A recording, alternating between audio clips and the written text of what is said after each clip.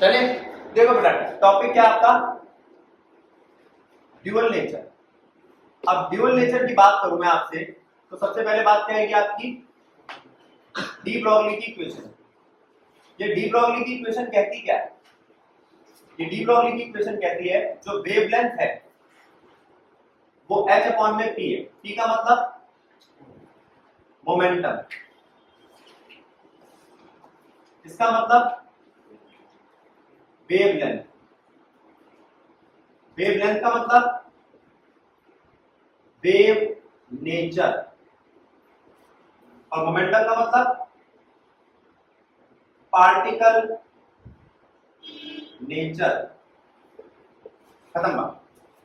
आप लिख सकते हो वेवलेंथ को h अपॉन में mv। हम जानते हैं एक और फॉर्मूला है, वो है काइनेटिक एनर्जी का, हाफ mv²। अगर मैं इसको m से मल्टीप्लाई से डिवाइड करूं तो मेरे पास एक मोमेंटम के साथ काइनेटिक एनर्जी का रिलेशन आ जाएगा। तो ये क्या बना? Kinetic energy equals to half p² by m। तो p कितना आएगा? √2m kinetic energy. खत्म बात। तो अगर इस फॉर्मूले को मैं इसमें पुट कर दूं तो वेवलेंथ क्या आती है? h अपॉन में 2m काइनेटिक एनर्जी। वेवलेंथ देखो, मोमेंटम का फॉर्मूला देखो, अरे ये फॉर्मूला। तो एक तो ये तीन फॉर्मूले हमारे बहुत काम आएंगे। इसके बाद मैं आपसे बात कर रहा हूं इस चैप्टर में और क्या चीजें काम आएंगी। तो एक टर्म हुआ करती थी, हमने लास्ट ईयर केमिस्ट्री पढ़ी थी, फोटो इलेक्ट्रिक इफेक्ट पढ़ा था। क्या है ये? मान लो एक सरफेस है, कैसी सरफेस है? Photo sensitive surface, photo sensitive surface पे अगर कोई लाइट पड़ती है सूटेबल फ्रीक्वेंसी की, लाइट ऑफ सूटेबल फ्रीक्वेंसी, तो वहां से इलेक्ट्रॉन बाहर जा सकता है, वहां से इलेक्ट्रॉन जा सकता है। मैं इसको कई सारे नाम देता हूं, आयनाइजेशन एंथैल्पी, केमिस्ट्री पढ़ा है। इलेक्ट्रॉन जाने के लिए चेंज इन एंथैल्पी, ये भी आपने केमिस्ट्री पढ़ा है। चेंज इन एंथैल्पी आपकी फाइनल कितनी है, इनिशियल कितनी है, वो एनर्जी। ठीक है। अब मैं आपसे पूछ रहा हूं ये जो एनर्जीज थी ये उठी कहां से? सबसे पहले कहां से आई? तो प्लैंक्स की थ्योरी थी, प्लैंक्स क्वांटम थ्योरी। क्या कहती है वो? एनर्जी फ्रीक्वेंसी पे डिपेंड करती है, और यहां से अगर मैं प्रोपोर्शनैलिटी का साइन हटाऊं तो ये क्या आता है? 6.626 10 की power -34 joule second is equals to h new.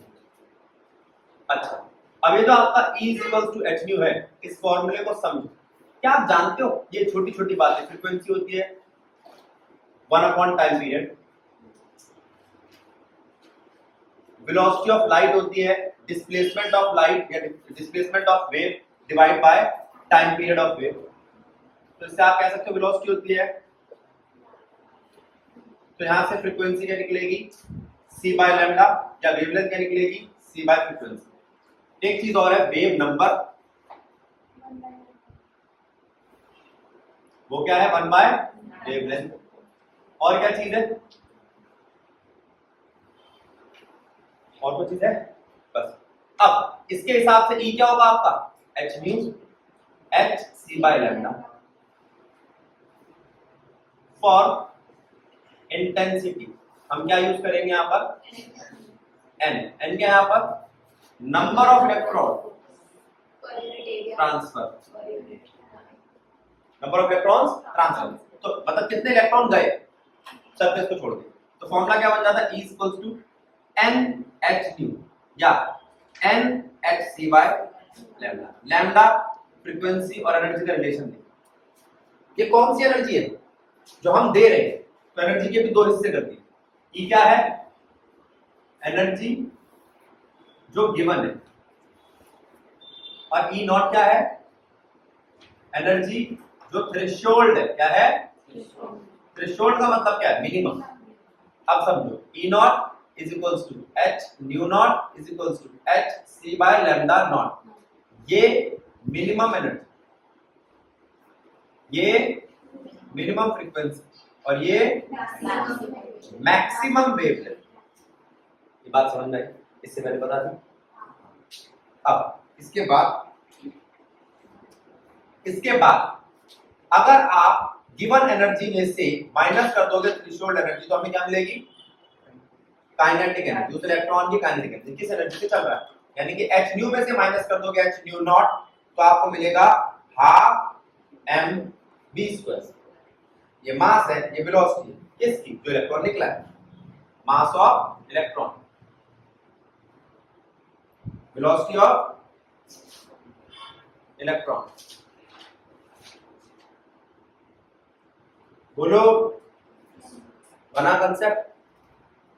ठीक है, चल सकते हैं आगे?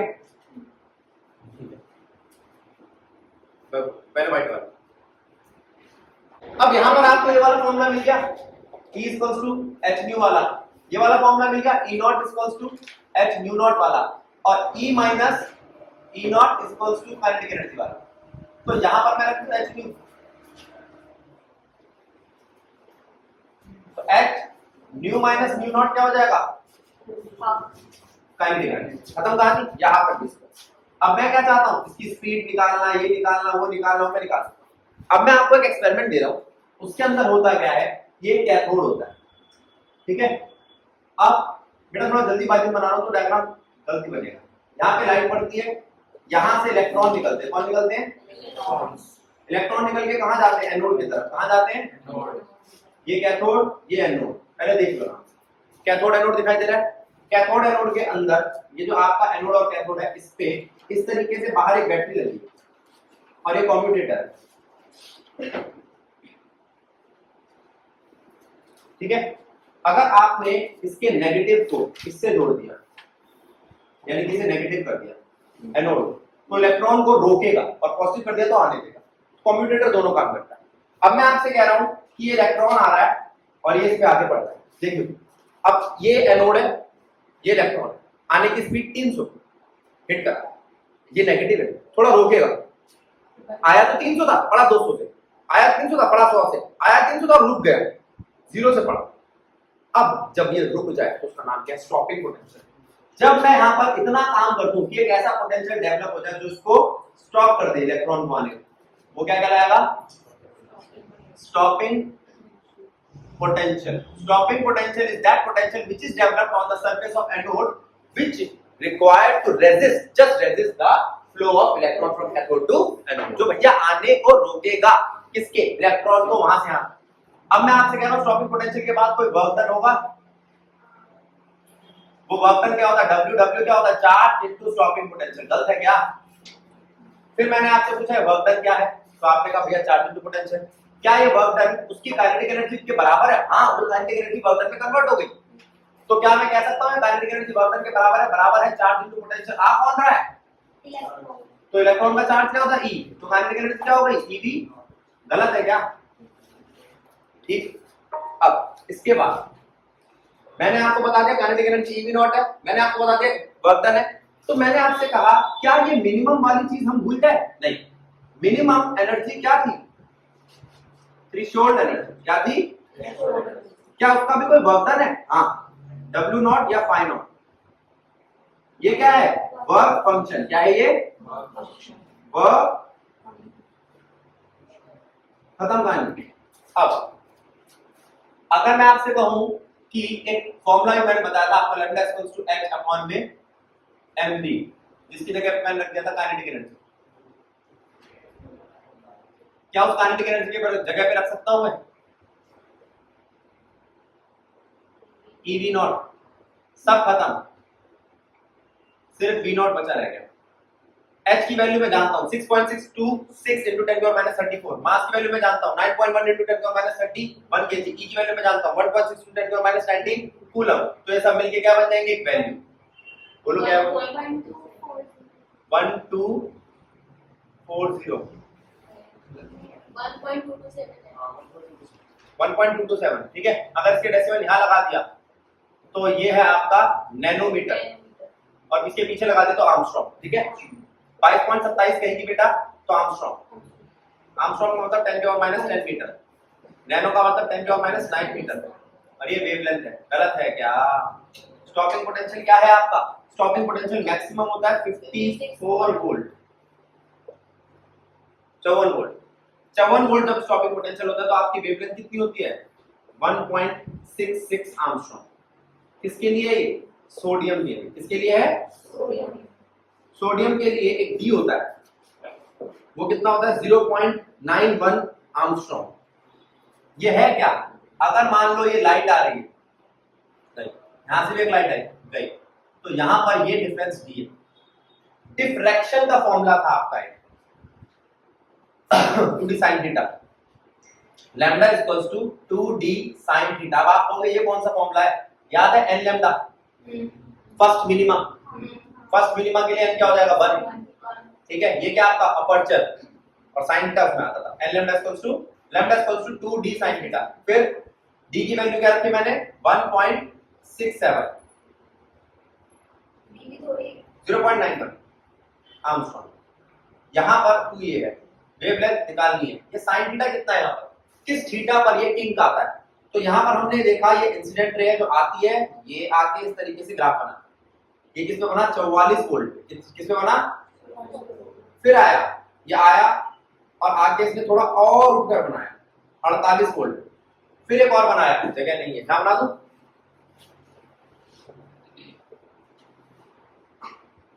और कितना बनाया? 54 वोल्ट पे। देखना, अब हमने कहा तो बहुत ऊंचा बन गया, शायद इसके बाद अगले पे 56 पे और बड़ा बना या 58 पे, लेकिन ऐसा नहीं हुआ, वो गिर गया। तो सबसे ज्यादा किस वोल्ट पे है? 54 वोल्ट पे। ये एंगल कितना है जो वहां पर थीटा लगाना है? 50। कितना है? तो मैक्सिमम की कंडीशन क्या है? मैक्सिमम की कंडीशन है 1.66, उसकी वेवलेंथ हो 54 वोल्ट और उसका एंगल कितना हो? ये डीएनजी एक्सपेरिमेंट है, कोर्स में नहीं है, लेकिन छोटी मोटी बातें पूछी जा सकती है। वो जो चीजें पूछी जा सकती है मैंने लिख दी, ठीक है। वो वाला एक्सपेरिमेंट डीएनजी, ये वाला एक्सपेरिमेंट अलग है, ये तो पूरा आ। अब इससे मैं करवाऊंगा आपको ग्राफ। ग्राफ के लिए आपको पता होना चाहिए क्या होता है फोटोइलेक्ट्रिक करंट। जब मैं किसी एक रे को मारता हूं किसी सरफेस पे, उसमें से इलेक्ट्रॉन निकल जाता है, उसे कहते हैं फोटोइलेक्ट्रिक करंट। क्या निकलता है उसमें से? इलेक्ट्रॉन, और वो कहलाता है क्या? Photoelectric current. बात समझ में? दूसरा, अब मैं फिर से एक रे मारता हूं और इलेक्ट्रॉन नहीं निकलता, इसका मतलब उसकी फ्रीक्वेंसी थ्रेशोल्ड फ्रीक्वेंसी से कम है। इलेक्ट्रॉन निकला, थ्रेशोल्ड फ्रीक्वेंसी ज्यादा थी, बराबर है, तो भी नहीं निकलेगा। अब इन बातों को देखते हुए हम ये देखेंगे कि ग्राफ कैसे बनेंगे, फ्रीक्वेंसी के, स्टॉपिंग पोटेंशियल के और आईपी के। जल्दी से नोट करो, पहले फोटो ले लो। चले, अब जरा ध्यान दो, क्या बोला हमने अभी पहले आपको कि एक आपको पता होना चाहिए ये क्या है? Photoelectric current. फोटोइलेक्ट्रिक करंट वो जो इलेक्ट्रॉन के जाने की वजह से पैदा होता है, पहला। दूसरा, स्टॉपिंग पोटेंशियल। स्टॉपिंग पोटेंशियल जो एनोड पोटेंशियल पैदा किया जाता है जिससे वो इलेक्ट्रॉन आते हुए रुक जाए। तीसरा, फ्रीक्वेंसी बता चुका हूं, थ्रेशोल्ड फ्रीक्वेंसी बता चुका हूं, और काइनेटिक एनर्जी। अब इन पे हम बात करते हैं। पहली बात तो ये कि काइनेटिक एनर्जी आपकी वर्क डन के बराबर है, और वो वर्क डन बराबर है EV0 के, चार्ज इनटू पोटेंशियल का फॉर्मूला। तो kinetic energy equals to work done equals to EV0 एक फॉर्मूला। काइनेटिक एनर्जी आपकी half mv², half mv² h nu minus u0 के बराबर। तो ये भी एक फॉर्मूला, ठीक है। अब जब आपने सारा सामान उठाया, मेरी बात पे ध्यान दो, करंट देखा, पोटेंशियल देखा, तो अब हम इस पे ग्राफ बनाएं। करंट किस पे डिपेंड करता है? हमने ये पूछा आपसे। ये जो आईपी है ये बेसिकली डिपेंड किस पे करता है? इंटेंसिटी। किस पे? अब इंटेंसिटी कोई चीज नहीं है, नंबर है, very good, number of particles. तो करंट है आपका डिपेंड करता है डायरेक्टली इंटेंसिटी। किस पे डिपेंड करता है? करंट डिपेंड नहीं करता काइनेटिक एनर्जी, फ्रीक्वेंसी और करंट डिपेंड करता है थ्रेशोल्ड फ्रीक्वेंसी। थ्रेशोल्ड फ्रीक्वेंसी ही नहीं हुई तो करंट डेवलप नहीं होगा, खत्म बात। और इंटेंसिटी पे डायरेक्टली डिपेंड करता है, पहला बात। दूसरा, इसे इफेक्ट ऑफ इंटेंसिटी कह सकते हैं। फिर क्या ये स्टॉपिंग पोटेंशियल पे डिपेंड करता है? देख लेते हैं। मैंने क्या करा, पोटेंशियल का ग्राफ बनाया, जहां से शुरू किया था ग्राफ वही उसका स्टॉपिंग पोटेंशियल। मैंने कहा काम करते हैं इंटेंसिटी चेंज करके देखते हैं क्या होता है। तो क्या हुआ, स्टॉपिंग पोटेंशियल सेम रहा, हाँ करंट की इंटेंसिटी चेंज होती है। तो इंटेंसिटी पे तो करंट अब भी डिपेंड कर रहा है, लेकिन स्टॉपिंग पोटेंशियल पे डिपेंड नहीं कर रहा। स्टॉपिंग पोटेंशियल पे आपका आईपी डिपेंड नहीं करता। आईपी चेंज करता हूं तो स्टॉपिंग पोटेंशियल चेंज नहीं होता। फिर मैंने कहा काम करते हैं फ्रीक्वेंसी चेंज करके देखते हैं। तो क्या फ्रीक्वेंसी से करंट चेंज होता है? पहली फ्रीक्वेंसी, दूसरी फ्रीक्वेंसी, तीसरी फ्रीक्वेंसी, करंट फिर चेंज नहीं हुआ। करंट फ्रीक्वेंसी पे डिपेंड नहीं करता, किस पे डिपेंड नहीं करता, लेकिन उसी फ्रीक्वेंसी पे आपका स्टॉपिंग पोटेंशियल बहुत डिपेंड कर रहा है।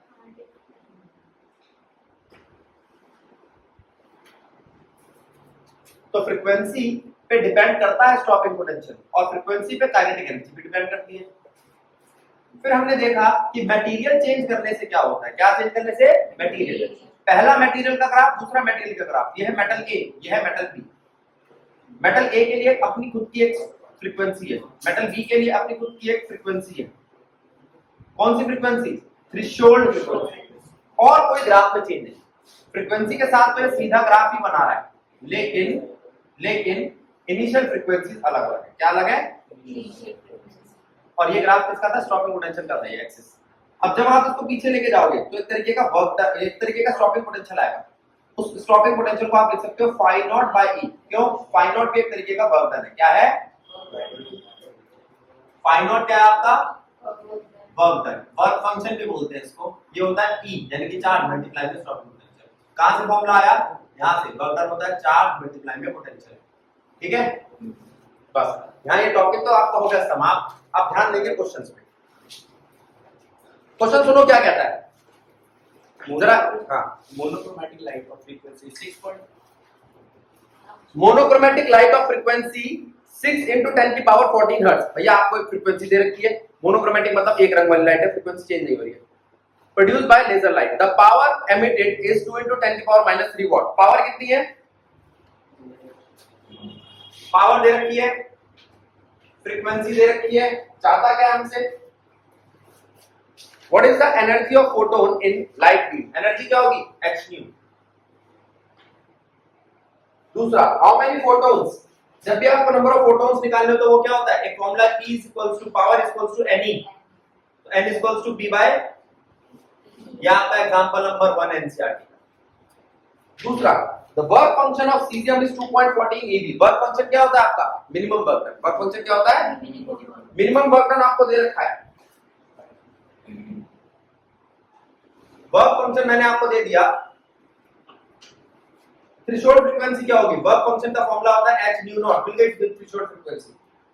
Wavelength incident on light if the photoelectric is brought to 0।